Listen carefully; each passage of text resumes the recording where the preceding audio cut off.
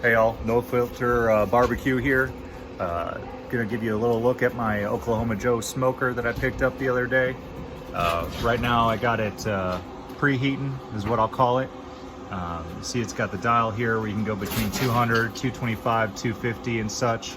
That's on the smoke side. You have the straight up cook side on this side, which you'd use for your searing for your high heat temperatures. You got your timer that you can set here. 2 probes which read out here with the 2 dials here, or the 2 inserts here. 262 is where it's at right now, if you see that, and it's set to 200. Here's what's going on. Every time you start this thing up, it's going to get hot at start and then it's come back down to temp. So kind of like if you were using like an offset like my charbroil here, you want to set it and you want to give it about 15 minutes for it to get back to the right temp. You have your sear and your smoke lever, which you'll use. It just shifts the deflector plate inside, which is a round plate. You have a drip tray here with another bucket there. You got your hot ash, so this is where it all comes out, so you don't have to suck it out with a vacuum. You got your 2 exhaust tops that get pretty hot as it gets going. They spin and they can change up and down for how much smoke you're letting out. This is the inside. It's got 2 racks. I took 1 rack out right now. It's got the capability of you putting in different types of racks, including drumstick holders, rack holders, everything in there. Right there is your probe for the temperature.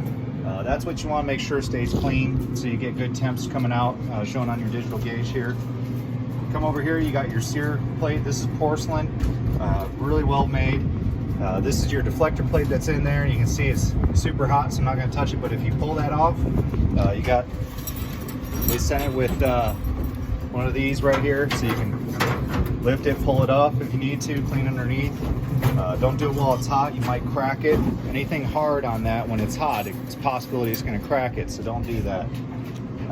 The one thing I didn't like about it was that they put this label inside, so you can see when you try to peel it off, it doesn't come off all the way. So we'll see if after a couple smokes if it starts peeling better, but I didn't want to use any chemicals on it or anything to really damage it. So that's the smoker. One last good thing that it has is you got this lever right here, and it looks like you can pull the smoker with it, but really what that does is it opens up the 2 flaps underneath that allows the pellets to fall out right here, and you can go right here in your bucket. So I got my apple pellet chips in here. And you can see with me opening up, it's gonna adjust the temperature again. It's gonna get back up to probably 220 until it's been going for about 15 minutes, and then it'll cool off. Well, so this is my first pellet smoker. So far, so good. Gonna do some chicken wings today, some lollipop chicken tomorrow, and then some ribs next week. Check them out.